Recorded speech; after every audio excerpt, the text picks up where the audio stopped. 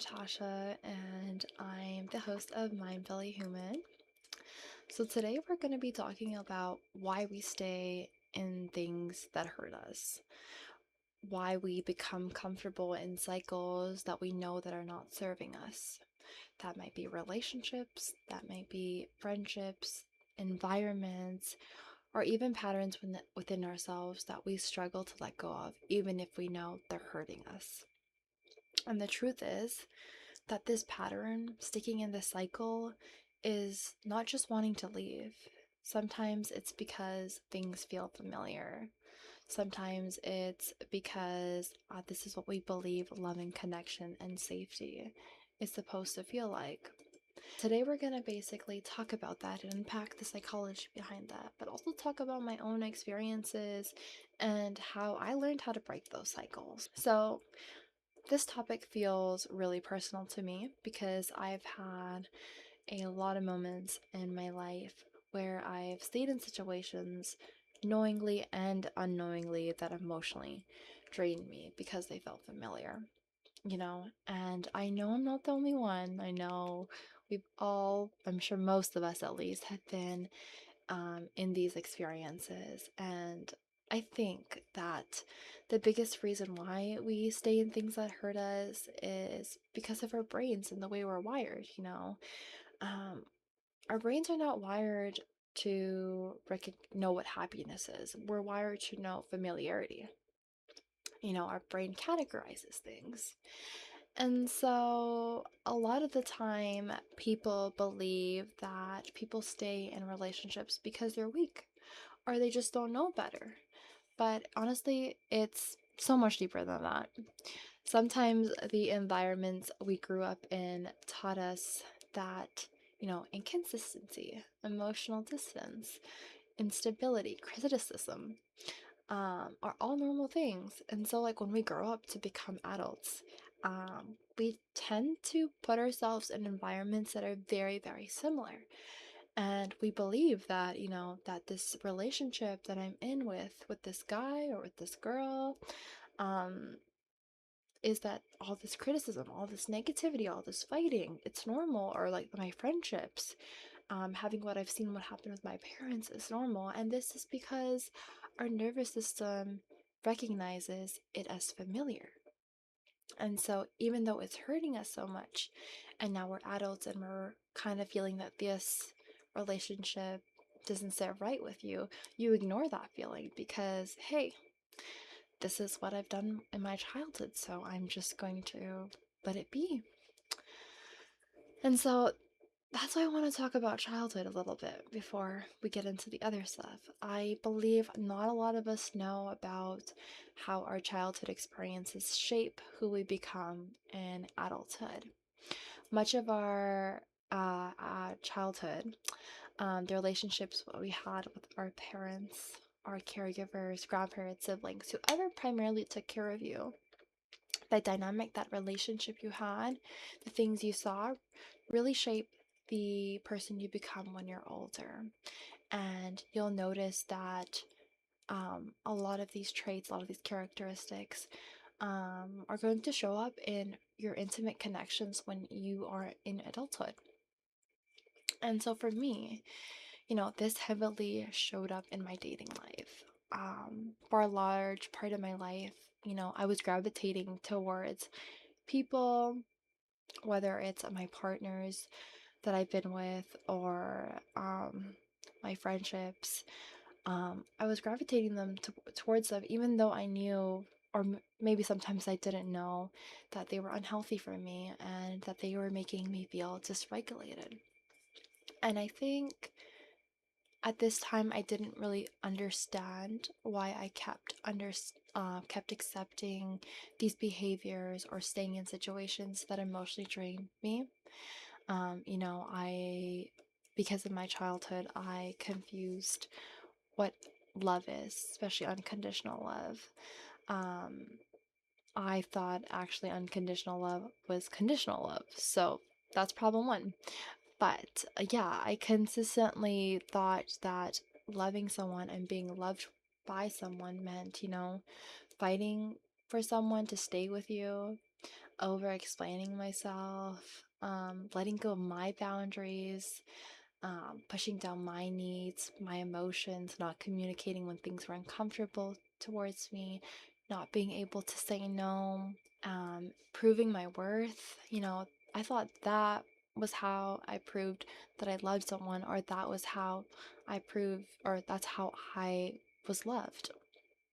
And so I became used to this unhealthy inconsistency when someone gave me the bare minimum. And then that took me down another rabbit hole um, in my early 20s where I was, attracted to the bare minimum just because, I never realized or recognized that what they're doing is the bare minimum because in my childhood, I never received that emotionally.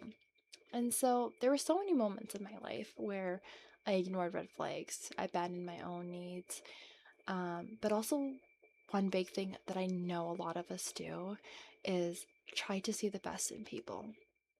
Um, and instead of seeing the person in the present, we tend to hold on to this potential that they have in our heads. Um, but that's not healthy.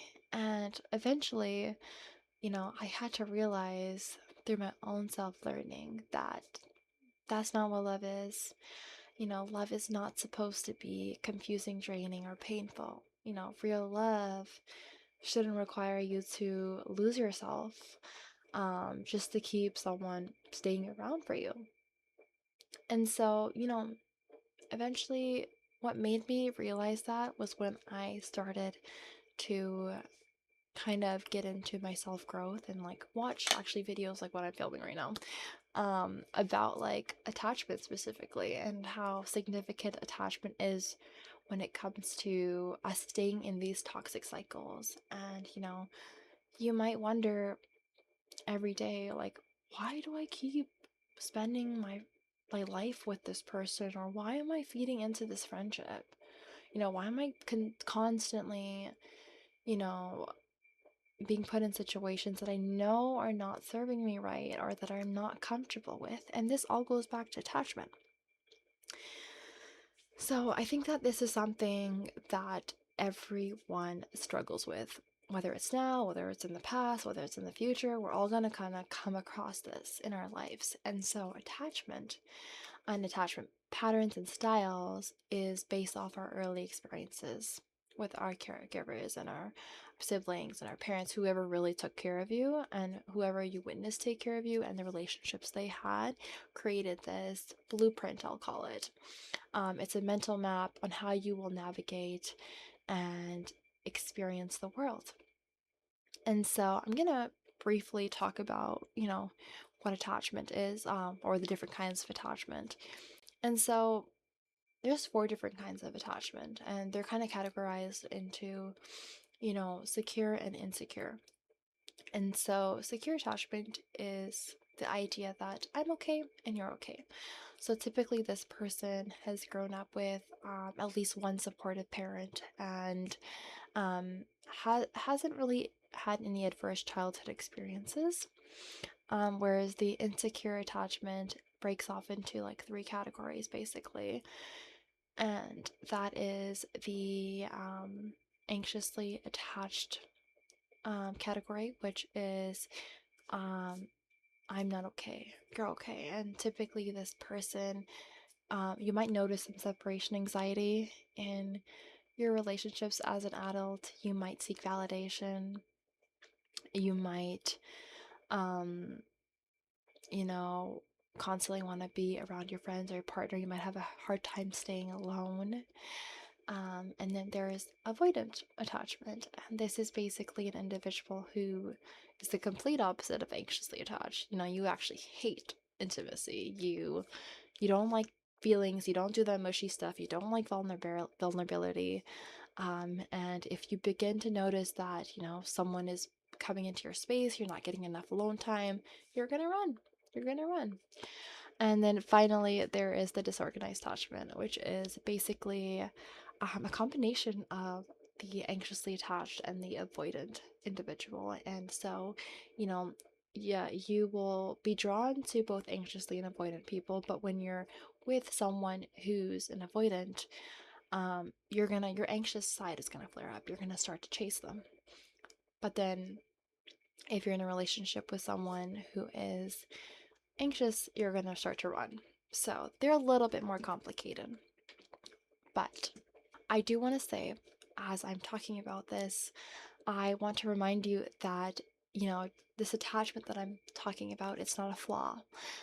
They're actually adaptive responses. And this is the way we've learned to protect ourselves throughout childhood.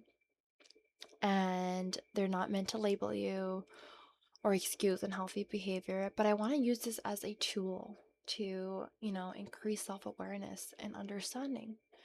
And I also want people to know that, healing is possible for your attachment. If you're somebody like myself who is disorganized, which is the anxious and avoidant person, there is ways to shift towards being a more secure person. It just takes a lot of work, and you have to be willing to put in that work. And if you want to, step out of those toxic cycles, we're going to have to work with our attachment, because that's what's keeping us in that cycle a little bit. And so, yeah, you're not stuck this way forever. And self awareness is where the healing begins. And so, once you start recognizing these patterns, these triggers, the beliefs you carry about love and your own worth, that's when you can start to create a healthy relationship with the people around you, but also, with yourself. And so, once you learn about your attachment, um, you're going to start to notice that things make sense. You're going to notice, like, oh, okay, I'm in this cycle because, what they're saying reassures me, but without this reassurance, I don't feel good. So I'm going to keep staying in this cycle, keep chasing them. And so you're going to stop viewing yourself as, too needy, too emotional, too clingy, and then instead start recognizing your reactions related to like past experiences and maybe fears or something you've learned from like your parents or your caregivers. And yeah. And so now you're probably wondering, okay, we know why we're in these toxic cycles. You know why we stay stuck. We know about attachment. Okay, like what do I actually even do with that information? And so the first thing I'm going to say is that, you know, a lot of people are going to think that that you gained all this self-awareness and, healing is going to happen overnight. But honestly, I'm going to be honest, healing is not an overnight thing, and I don't want you to put that pressure on yourself that, tomorrow I'm going to wake up, I'm not going to be feeling like dysregulated or triggered, that everything's going to be okay, because honestly, it takes time, and I'm actually going to break it down for you into a few little steps. Um, Again, this is kind of what worked for me, and I would use it at your own disclosure. And so, the first important step for all healing is self awareness. If you don't recognize the patterns that you're in, you're not going to change. So, I'm going to ask you to truly reflect on what is hurting you. What are you doing about that situation? Are you temporarily relieving it? Are you trying to find ways to soothe that pain? Is that way you're soothing that pain, even making things better, or is it making things worse? Is it helping you grow? I want you to look at if your partner or your friendship, are they making you anxious? Are they making you drained? Are they making you feel insecure? Are they making you question whether they want to be with you or where you stand in that relationship? I want you to think about, are you sacrificing your own needs? Are you able to communicate your own needs? Are you feeling heard? Are you feeling seen? Are you able to communicate without getting into like this big conflict or without playing that blame game? And then finally, some really important questions is that if this relationship that you're in, if nothing changed, are you willing to commit long term? Will you stay happy? Are you even happy? And does this relationship that you're in re energize you? And so once you've kind of understood where you're at with those questions, I think that's when you can start to make changes and know where to move on from there. And so after that, you would want to look at your attachment. You know, what is your attachment? What are the attachments of people around me? Um, yeah, and one thing I do want to say is that if you continue learning about attachment, I want to say that, you might run into a thing where your partner is the complete opposite attachment than you. But that doesn't mean that healing is impossible. But it does become slightly challenging. And it's slightly challenging because if you stay in that situation, um, and your partner is not willing to also be on the same page with you and help work on these things and have great communication, you're going to constantly still be triggered. And that might be challenging, like a constant thing. And so finally, the third step is tolerating discomfort. So we've kind of talked about, why we stay in these cycles, what these cycles are typically caused by attachment, um, how we can break these cycles, self awareness, how to recognize the dynamics, which is the attachment. And now, when you're about to make change, this is where you need to learn how to tolerate discomfort. And when you're breaking cycles and choosing yourself, things can become very, very uncomfortable. This is because it requires you to like walk away from something that is familiar, something that feels like it's peaceful, but it's not, even when it's hurting you. So, a lot of the time, the way our brains work and the way we work is that we confuse familiarity with safety. So, when we start setting boundaries, letting go of unhealthy relationships, or choosing ourselves for the first time, we start to feel lonely. We start to question if the choices we're making is right. But I want to tell you that that discomfort, that uneasiness, that anxiety you're feeling, it's not because you're making the wrong choice. It's because sometimes with growing and changing and evolving, discomfort is involved, and those feelings are completely normal. And so I think that's the hardest part about breaking away from toxic cycles, because you're stepping away from something that is so familiar that your nervous system is used to. And now you're having to basically, one, calm down your nervous system, and to know what choices are going to work for you and what you really want. And so like you're going through all this change, but it'll be worth it, because eventually all these changes that you're feeling, all these emotions, they're not going to be as heavy as anymore. This life that you're creating is going to start to become, these boundaries that you're setting um, are going to become more automatic. They're going to become a more normal version for yourself.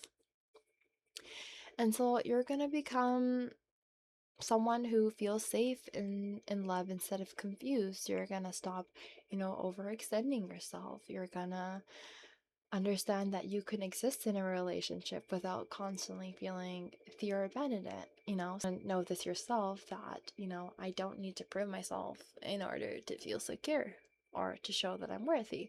People will just notice I'm worthy, and I will know that too. And so, finally, with all that, the last step is to really just be self compassionate. You know, Healing is a very challenging journey, and it's not linear. We're human. Sometimes we're gonna, make mistakes and like relapse. We might question if we're making the right decision. We might run back, to that unhealthy cycle, and it might take a few times of breaking that cycle to finally get over it. But be easy on yourself, because everyone goes through it, or at least most people go through it. And it's realizing that peace, consistency, and emotional safety is not automatically given to everyone. Sometimes the hardest part about healing is walking away from what feels familiar. But I'm here to tell you that, you know, you deserve relationships. You do not have to lose yourself.